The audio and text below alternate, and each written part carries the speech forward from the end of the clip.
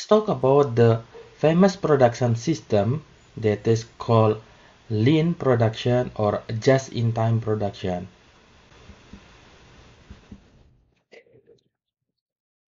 Toyota proposed the Toyota production system that consists of an element like presented in here. There are so many elements in here. For example, they consist of andong. Andong, it means like a display that communicate about something that is abnormal. And then the Toyota production system, they implement pull system, which is unit produced when they are already needed, and Kanban, that is signal that indicate the production of small batch of the component. Yeah, Kanban is a kind of card that is used to communicate to make the material flows. And then create the standardized work practice, then create at minimum machinery around the assembly, and then there is a Kaizen area, which is mean the area when we can do some experimentation to improve the existing process, Jidoka or the automation in this case, and then create the scheduling, level scheduling. Level scheduling means it's kind like a mix between product in one assembly line, just in time that we will discuss further, that is part and supplier deliver just as they need it, and respect to the people, that is included in here is employee empowerment, and assembly component is placed for easy to access and assemble. This is the initiation of the just-in-time production system is coming from the Toyota production system. What is just-in-time or a lean operation? In here, the good production system required the manager, the operation manager, to address the three fundamental issues to operation management, which is the issue related with the waste that we have to eliminate, the issue related to variability. We talk a lot about the variability in the quality management video. We have to remove also the variability, especially the variability that relate with our control.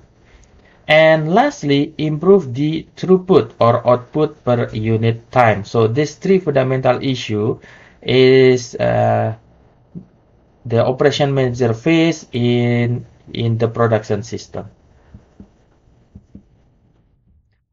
What is the difference between the just-in-time Toyota production system and lean production system? They share commonalities, and also they share a different emphasis. Just-in-time in here is a philosophy of continuous problem solving. So the emphasis in here is the problem solving. We are focusing on the throughput and reducing the inventory.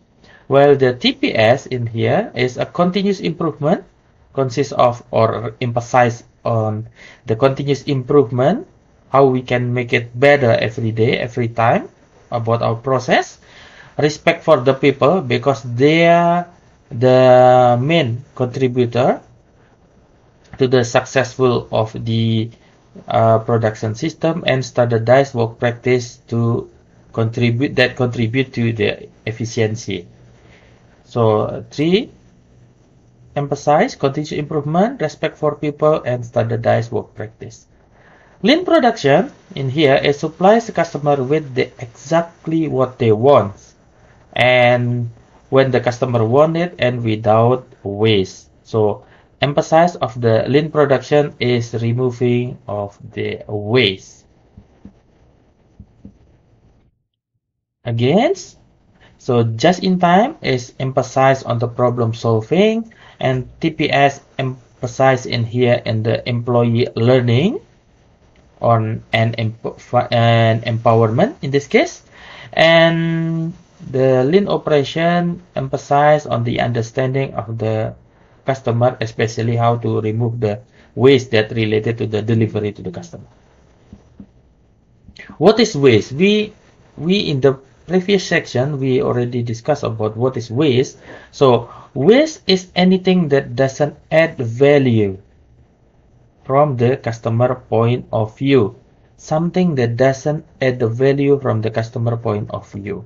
So who's the customer is? Customer could be the end customer, and customers is also our succeeding process. This is also our customer. So waste is anything that doesn't add any value.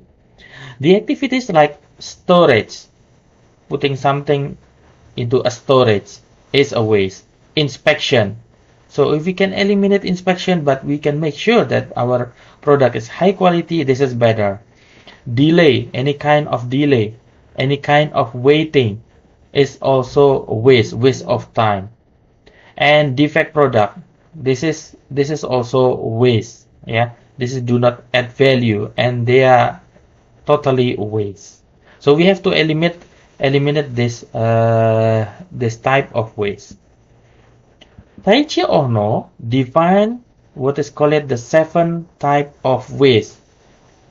The first one is, they call it overproduction. It means we put emphasis on we are worried too much about meeting the customer demand, so we produce more than we needed. So we will have inventory because of that, because of the overproduction. We produce more than we need. And then queuing. Queuing, of course, this is waste because we waste the time in a queue without any additional values. Transportation is a waste. That is why we need to make it everything close to each other to minimize the transportation. Of course, it is difficult to totally make it zero transportation.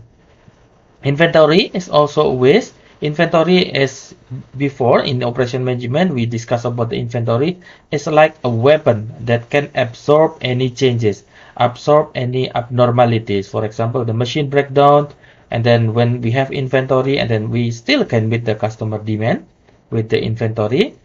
Yeah, but the problem in machine breakdown is covered because of this inventory. Motion, yeah, excessive motion is also waste.